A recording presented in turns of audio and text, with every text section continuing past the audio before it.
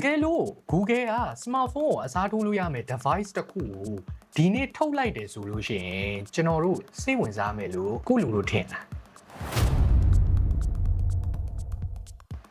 တကယ်တော့ Google ကဒီအကြောင်းလွန်ခဲ့တဲ့10နှစ်ခရဲကနေပြီးတော့စမ်းခဲ့ပြီးသွားပါပြီ Guys, we're gonna do something pretty magical here, and we have a special surprise for you. So tell me now, who wants to see a demo of Glass? အဲ့ဒီတုန်းကလူတိုင်းကဒါကတော့ငါတို့ရဲ့အနာဂတ်လို့တော့မှပဲပြောလို့တင်စားခဲ့ကြတယ်ပေါ့ဒါပေမဲ့ Google ရဲ့ဒီ project က3နှစ်တောင်မှပဲမခံလိုက်ဘူး Google ကိုယ်တိုင်ကပဲဒီ project ကိုရက်လိုက်ရတယ်ဒီနေ့အထိ Google Glass ဆိုလို့ရှိရင်လူတော်တော်များများသိတာကြတော့မအောင်မြင်ခဲ့တဲ့ fail product တစ်ခုလို့ပဲတော်တော်များများကလည်းမှတ်မိနေခဲ့ကြတယ်ဒါပေမဲ့တကယ်ဖြစ်ခဲ့တဲ့ story ကဒီလောက်မယိုးရှင်ကဲ Google Glass ကြောင်းကိုမပြောခင်အရင်ဆုံးကိုတစ်ခုလောက်တော့ပြန်ပြီးတော့မေးကြည့်ရအောင်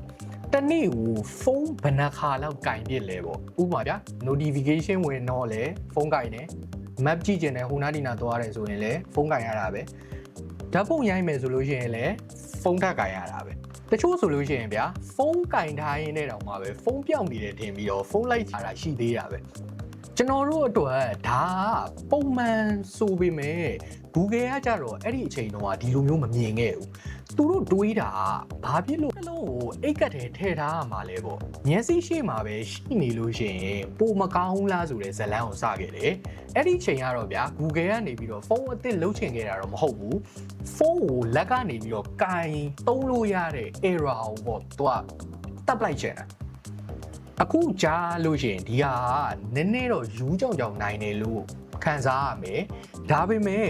2012ခုနှစ်မှာတော့ကြတော့ Google ကတကယ်ပဲဒီလိုမျိုးတွေးခဲ့တာအခုဆိုလို့ရှိရင်တော့ဗျာ Vision Pro တွေပေါ်လာပြီး Meta ကနေပြီးတော့ Meta Ray-Ban တွေလည်းရှိလာပြီး AI Glass တွေကလည်းအခုဆိုလို့ရှိရင်ထူးထူးဆန်းဆန်းကြီးမဟုတ်တော့ဘူးဒီ idea ကအခုအချိန်နဲ့ရှင်လို့ရှိရင်တော့ဘာမှမထူးဆန်းဘူးဆိုပေမဲ့2012ခုနှစ်လိုအချိန်မျိုးကတော့ဒီ Google Glass ဆိုတာ Sci-Fi ရုပ်ရှင်တွေမှာအိမ်မက်ဆက်ဆန် technology တွေတို့လူတွေရဲ့အမြင်မှာတော်တော်ကြီးကိုထူးထူးဆန်းဆန်းဖြစ်နေတယ်အဲ့ဒီအချိန်မှာပဲ Google ကဒီအိမ်မက်ကိုတစ်ကမ္ဘာလုံးချပြလိုက်တယ်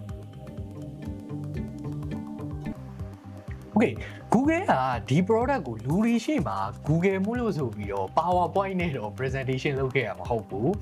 Google ရဲ့ I/O event ရောက်လာတော့ဟို presenter တယောက်ကပေါ့ဗျာ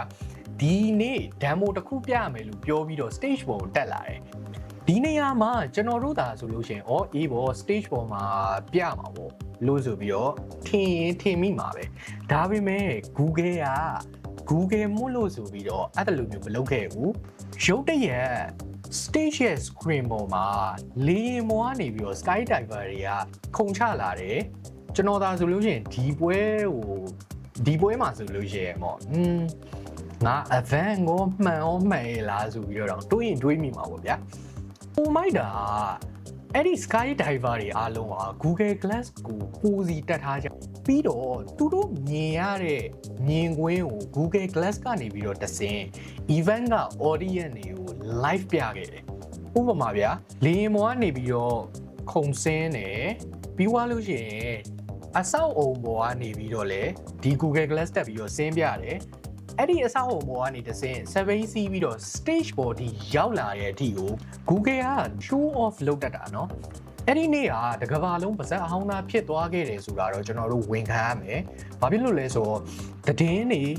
YouTube တွေ Twitter လူမျိုး platform တွေမှာဘသူနဲ့ပဲတွေ့ Google Glass ဆိုပြီးတော့ဘယ်လိုပြောမလဲအရန်ကို popular တွေးသမျှလူတိုင်းပြောစရာဖြစ်လောက်တဲ့အထီကိုတော်တော်ကြီးကိုနာမည်ကြီးခဲ့တယ်။ Google ဘက်ကနေပြီးတော့ကြည့်ရင်ဒီ game မှာသူတို့နိုင်သွားပြီလို့တော့မှထင်မိမှာပဲ။ဒါပေမဲ့ Google အတွက်တကယ် game ကအခုမှပါကဲဒီလောက်တောင်မှ hype ဖြစ်နေတော့ကျွန်တော်တို့လည်းထွက်လာလို့ရှိရင်ဝယ်လို့ရပြီလို့ထင်မိမှာပဲမရသေးဘူးဟုတ်ပါတယ်ဘာဖြစ်လို့လဲဆိုတော့ Google က Explorer Edition ဆိုပြီးတော့လူတချို့ပဲအရင်ပေးရောင်းတယ်ကျွန်တော်တို့ထင်မိတာကတော့ဗျာ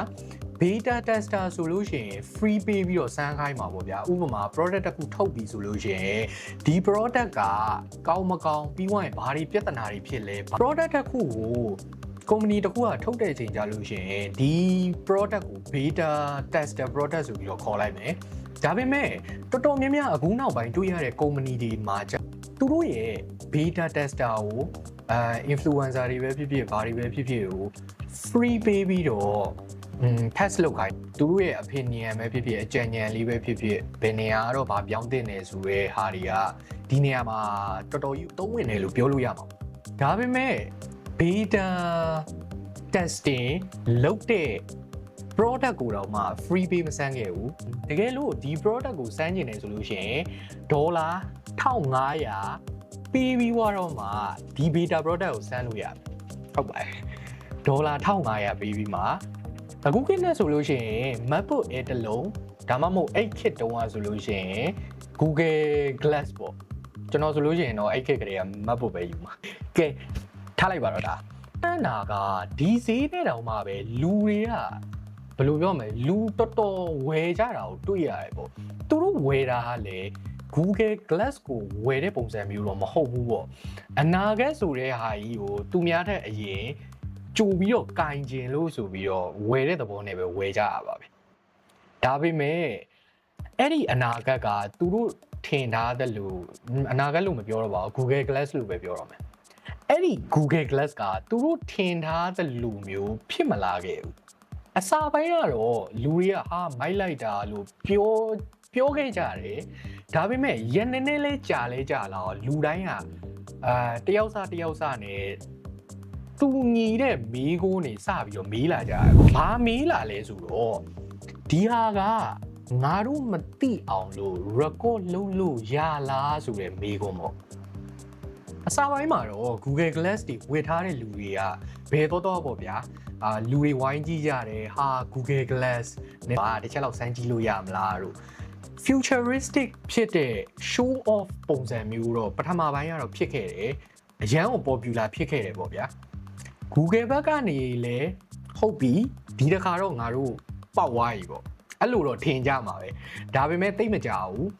3-4ရက်လောက်ကြာလာတော့လူတွေရဲ့အမြင်ကမတူတော့ဘူးဘာပြောင်းသွားလဲဆိုတော့အရင်ကဟာမိုက်လိုက်တာဆိုတာကနေပြီးတော့နောက်ပိုင်းလဲကြာလဲကြာရောငါတို့ record လုပ်နေတာလားဆိုတဲ့အကြည့်ကြီးဆိုပါစို့ဗျာကျွန်တော်တို့ coffee shop မှာထိုင်နေတယ်ဆိုလို့ရှိရင်ဘေးဝိုင်းကဘဲတပူရာGoogle Glass ကြီးတက်ထားတယ်ဆိုပေါ့ဟုတ်မှာဗျာ तू ကကိုယ်ကြည့်နေတယ်ဆိုလို့ရှိရင်တော့မှပဲ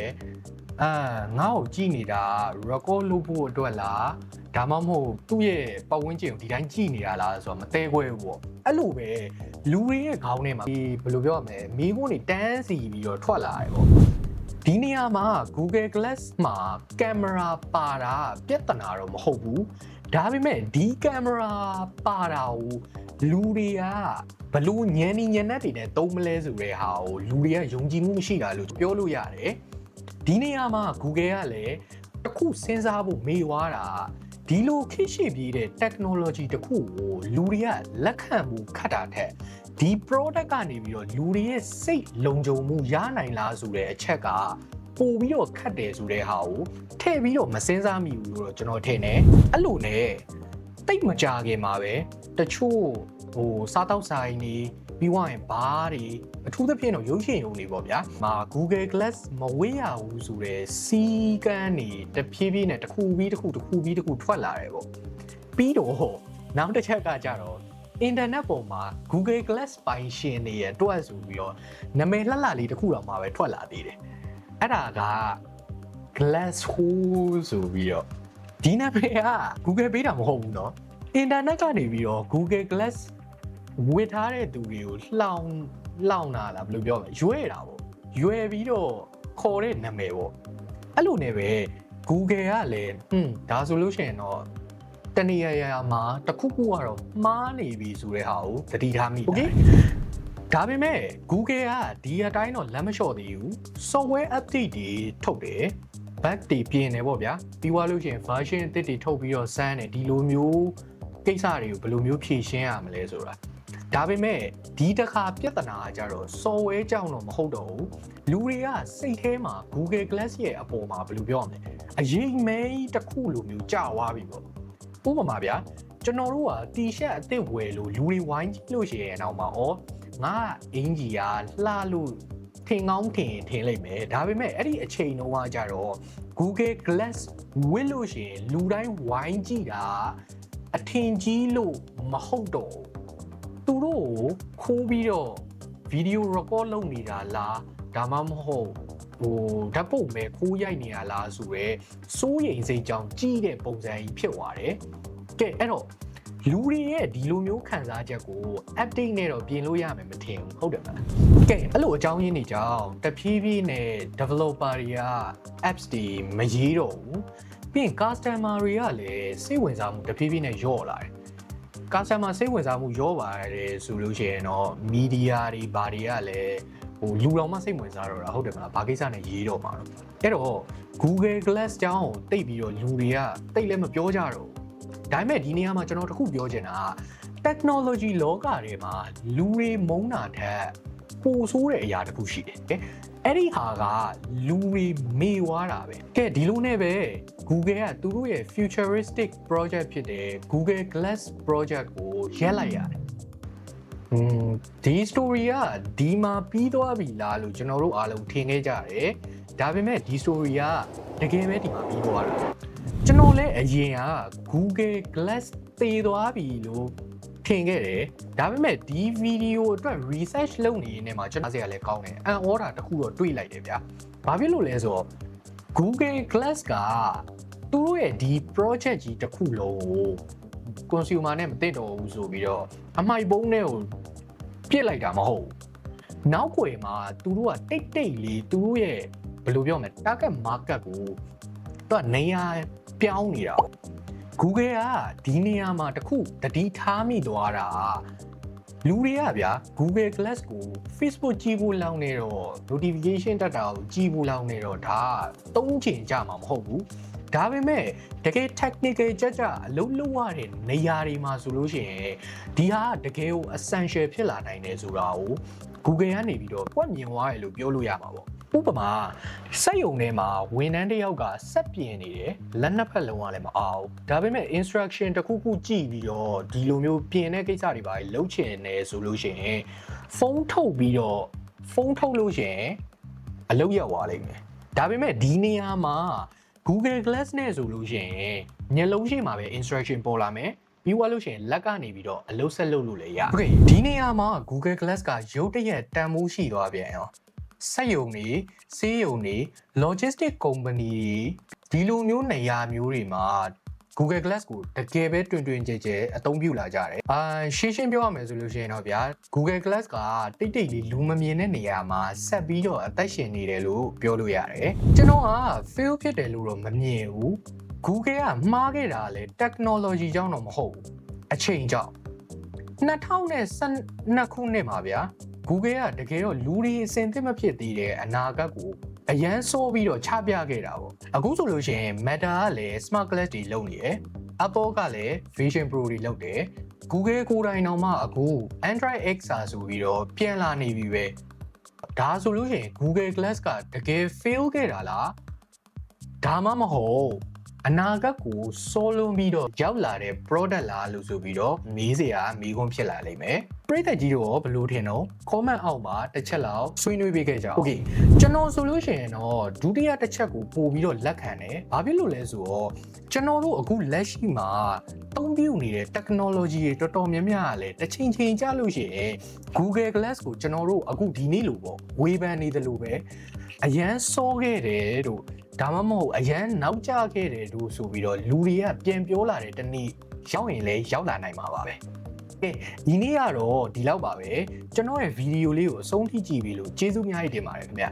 ဒီလိုမျိုး text story တွေကိုဆက်ပြီးတော့နားထောင်ကြတယ်ဆိုလို့ရှိရင်ကျွန်တော်ရဲ့ channel လေးကိုလည်း subscribe လုပ်ဖို့မမေ့ပါနဲ့အောင်ကဲအဲ့တော့ဒီဗီဒီယိုလေးကိုဒီနေရာမှာပဲဆုံးသတ်မယ်နောက်နေ့ကျလို့ရှိရင်လည်းနောက်ထပ်စိတ်ဝင်စားမှုကောင်းတဲ့ topic လေးတွေနဲ့နောက်ထပ်ဗီဒီယိုတစ်ပုဒ်မှာပြန်ပြီးတော့တွေ့ကြမယ်တတား